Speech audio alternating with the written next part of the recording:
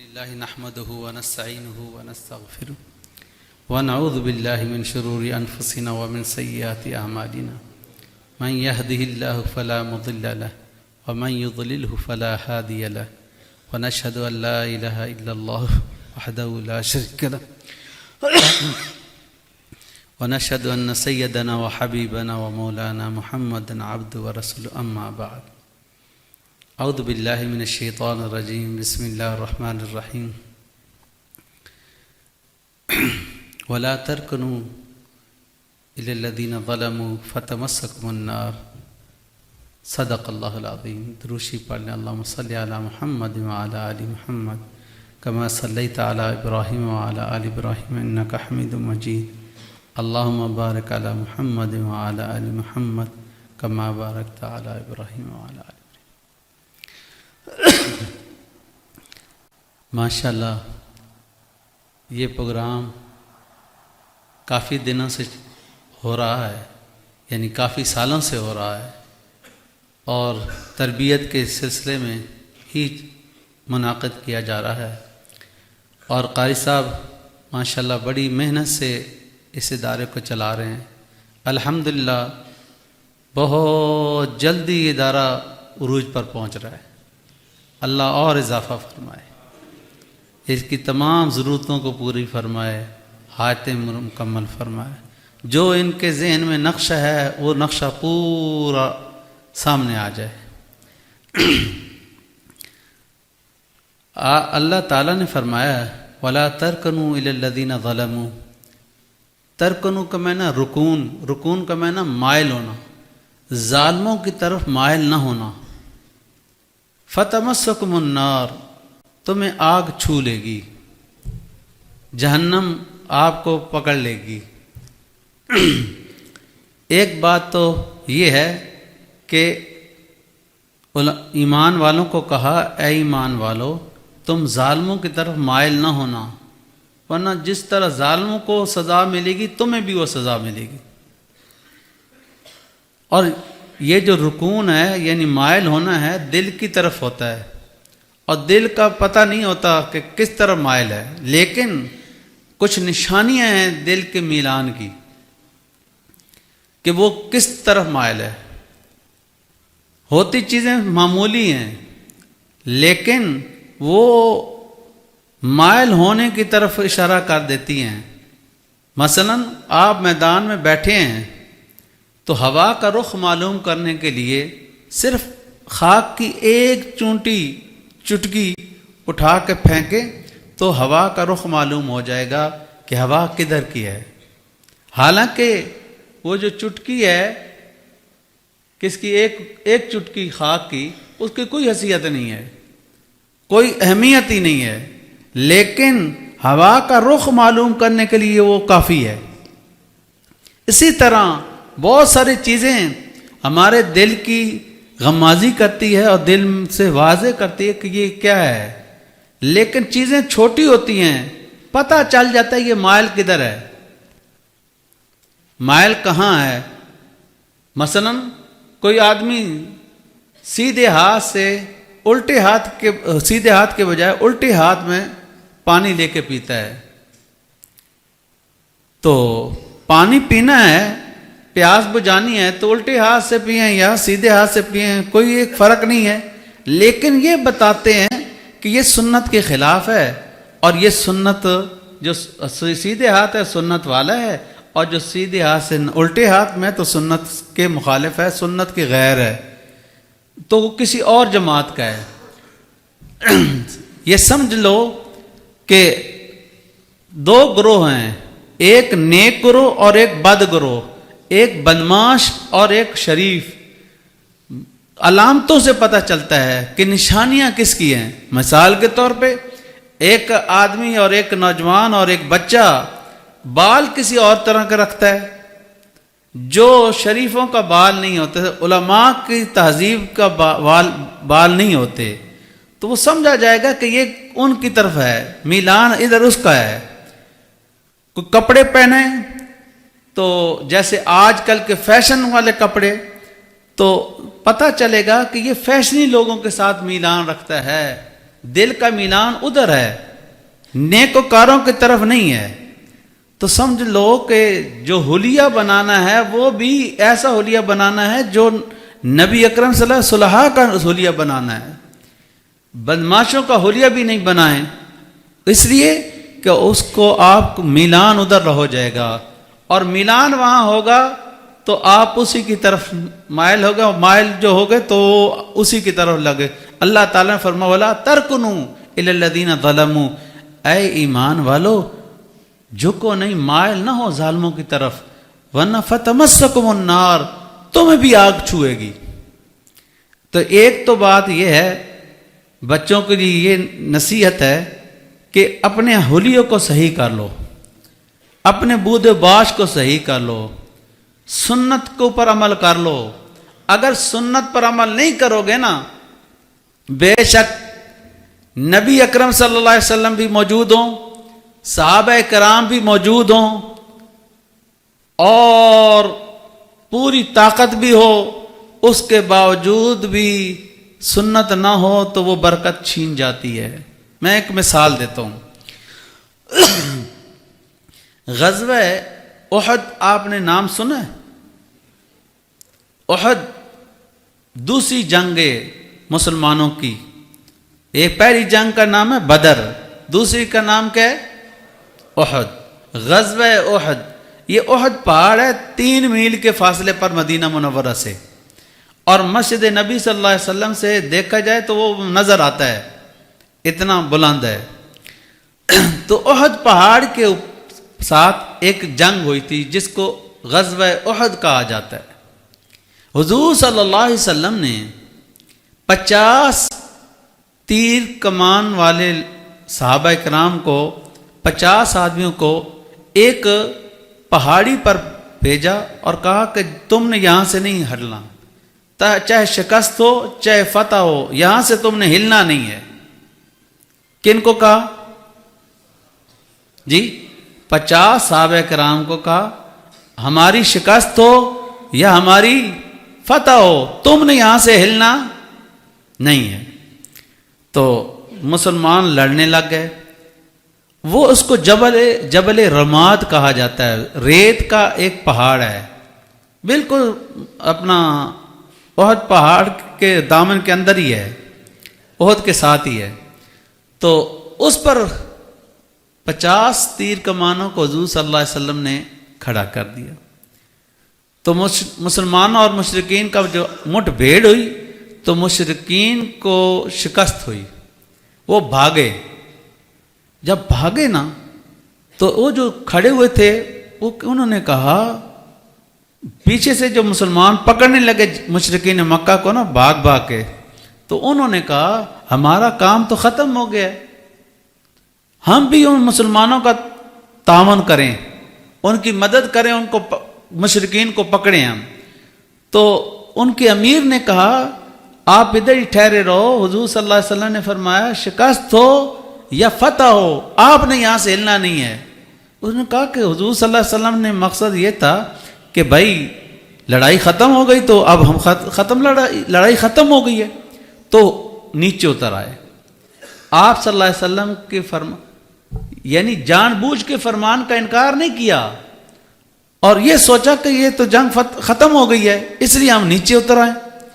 تو نیچے جب اترے تو خالد بن ولید رضی اللہ تعالیٰ عنہ اس وقت مسلمانوں میں سے نہیں تھے، مشرکین میں سے تھے، اور بڑا ماہر تھے جنگ کے اندر. ان کو حضور صلی اللہ علیہ وسلم نے سیف اللہ کا لقب دیا گیا تھا، اللہ کی تلوار. حضرت خالد بن ولید رضی اللہ تعالیٰ عنہ مشرکین مکہ کے ساتھ بھاگ بھی رہے ہیں اور کہہ رہے ہیں کہ بھائی 2 4 5 یا 15 یا 40 50 تیر کمان اور ساتھی میرے ساتھ آ جائیں، اور تم لوگ مشرکین مکہ کو کہو کہ تم بھاگتے رہو، ہم آپ سے جدا ہو جائیں گے اور ادھر مسلمانوں کے ساتھ کیا مقابلہ کریں گے. تو خالد بن ولید رضی اللہ تعالیٰ اس نے حملہ کیا. وہ 5 یا 10 آدمی وہاں بچے تھے، ان کو شہید کیا اور پورا پہاڑ پر کنٹرول کر لیا. آگے سے پیچھے سے مسلمانوں کو خالد بن ولید رضی اللہ نے، اس وقت مسلمان نہیں تھا، انہوں نے مارا اور آگے سے مشرکین نے مارا، یہاں تک کہ جنگ جیتی ہوئی جنگ خراب ہو گئی۔ جنگ 70 صحابہ کرام شہید ہوئے ہیں احد کے میدان میں۔ 70 صحابہ کرام شہید ہوئے، ان میں سے حضرت امیر حمزہ رضی اللہ تعالیٰ عنہ بھی شہید ہوئے۔ امیر حمزہ رضی حضور صلی اللہ علیہ وسلم کے عجیب چچا ہیں، ماں شریک دودھ شریک بھائی بھی ہیں حضور صلی اللہ علیہ وسلم کے، اور آپ صلی اللہ علیہ وسلم کے چچا بھی ہیں، بہت پیارے چچا تھے۔ وہ حضرت امیر حمزہ رضی اللہ شہید ہوئے اس لڑائی میں، اس غزوہ احد میں۔ تو دوستو میرے پیارے بچوں، ایک حکم کا نہ ماننا جس کی وجہ سے جیتی ہوئی جنگ بھی کیا ہو گئی؟ آسمان والے نے نقشہ بدل دیا، فیصلے بدل کر دیے۔ اس سے پتہ چلا ہے کہ سنتوں میں ہماری کامیابی ہے، اور سنت نہیں ہوگی تو کامیابی نہیں ہو سکتی۔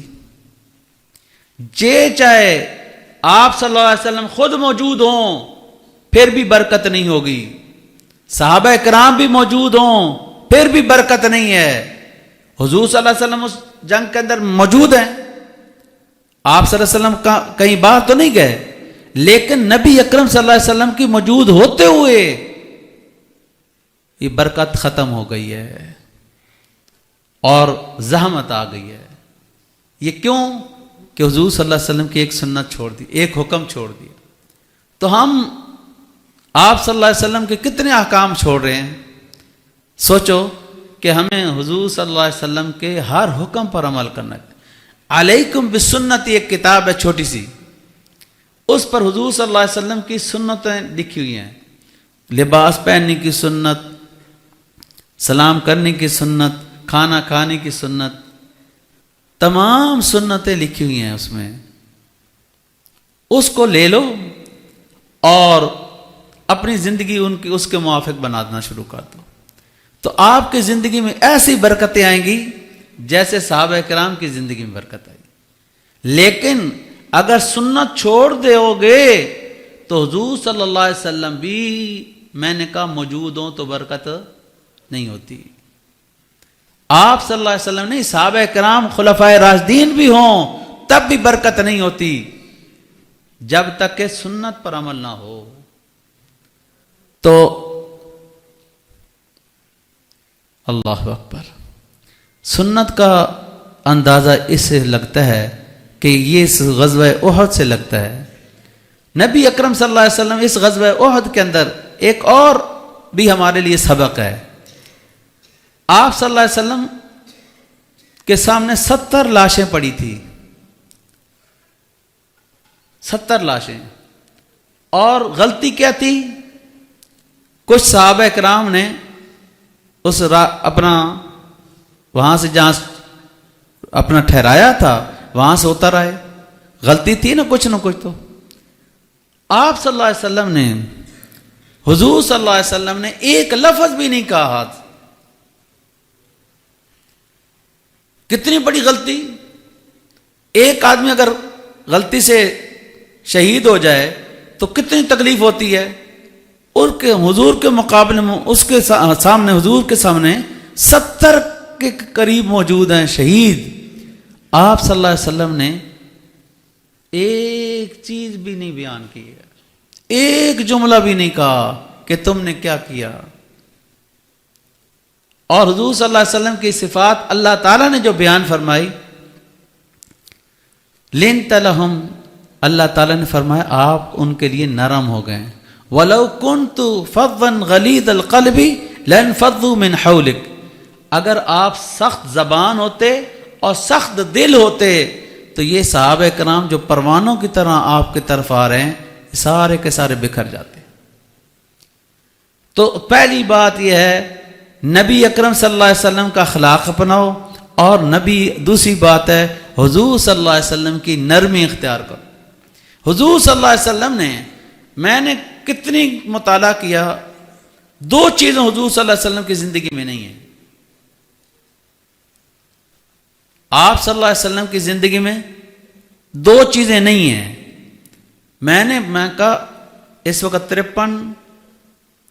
52-53 سال کی میری عمر ہو گئی ہے. بہت مطالعہ کیا ہے، انتہائی مطالعہ. میں الحمدللہ مطالعہ بہت زیادہ کرتا رہتا ہوں. 1 بجے تک میں مطالعہ کرتا ہوں اب بھی. لیکن آپ صلی اللہ علیہ وسلم کی زندگی میں نے دو چیزیں نہیں پڑھی. ایک، آپ صلی اللہ علیہ وسلم نے، میں نے نہیں پڑھا کہ حضور صلی اللہ علیہ وسلم نے کسی عورت اور بیوی کو مارا ہو. یہ حضور صلی اللہ علیہ وسلم کی سنت نہیں ہے. یہ حضور صلی اللہ علیہ وسلم کی سنت نہیں ہے بیویوں کو مارنا.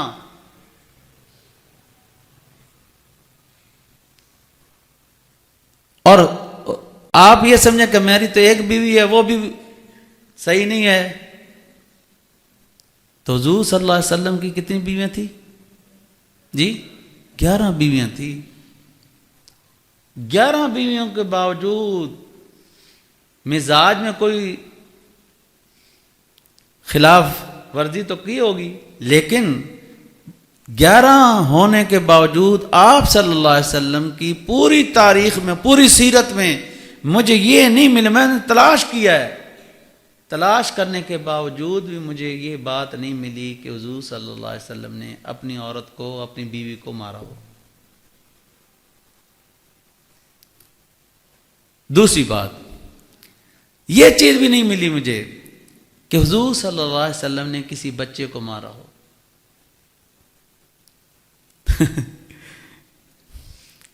قراء کے لیے یہ عبرت کا سامان ہے. ٹھیک ہے، الضرب للصبیان کالماء للبستان، یہ کتاب العلم والعلماء، اس کے اندر پہلا چیپٹر جو ہوتا ہے نا مارنے کا، اس میں پہلی یہ مقولہ لکھا ہوا ہے. یہ حدیث نہیں ہے، یہ عربی کا مقولہ ہے. الضرب للصبیان کالماء للبستان، بچوں کے لیے مار ایسے ہے جیسے کھیتی کے لیے پانی. کھیتی کے لیے پانی. صحابہ کرام سے جو بچوں کے مارنے کا احکامات تو ہیں.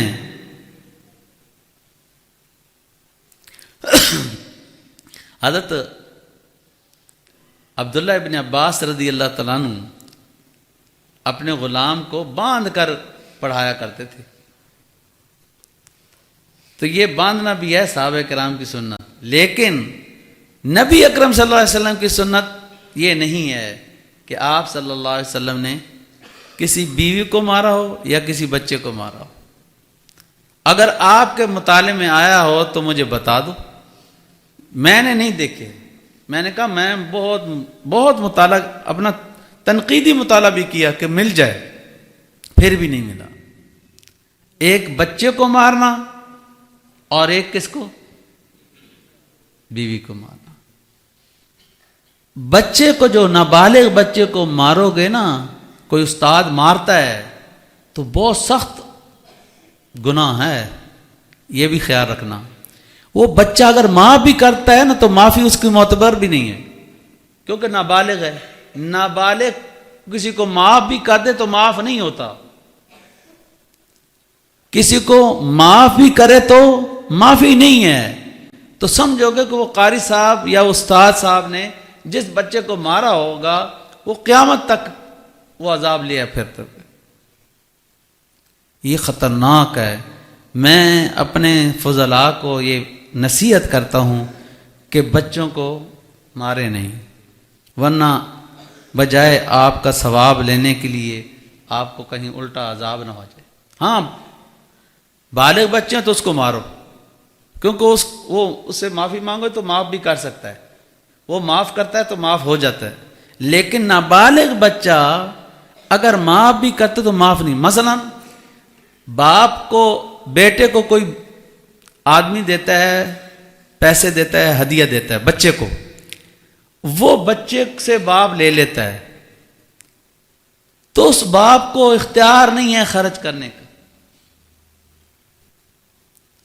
اس باپ کو اختیار نہیں ہے خرچ کرنے کا، اور اس کو وہ کہے کہ بابا آپ خرچ کر لیں. وہ اجازت کی بھی ضرورت نہیں، اس کو اجازت بھی دینے کی اختیار نہیں ہے. اتنا عجیب مسئلہ ہے، لیکن ہم باریک باریک چیزیں چھوڑ دیتے ہیں. اور وَلَا تَرْكَنُوا إِلَى الَّذِينَ ظَلَمُوا، مائل نہ ہو ظالموں کی طرح، لیکن تمہیں بھی آگ چھو جائے گی. حضور صلی اللہ علیہ وسلم کی سنتوں پر عمل کرو، اگر سنتوں کے اوپر عمل نہیں کیا تو ظالم ہو جاؤ گے اور کچھ بچے گا نہیں. تو آپ صلی اللہ علیہ وسلم کے اخلاق میں سے دیکھو، حضور صلی اللہ علیہ وسلم کے اخلاق اپناؤ. آپ صلی اللہ علیہ وسلم کے اخلاق عالی، اتنے عظیم اخلاق ہیں. اللہ تعالیٰ نے خود فرمایا وَإِنَّكَ لَعَلَىٰ خُلُقٍ عَظِيمٍ. کائنات میں آپ سے بڑھ کر اخلاق نہیں ہے کسی کے.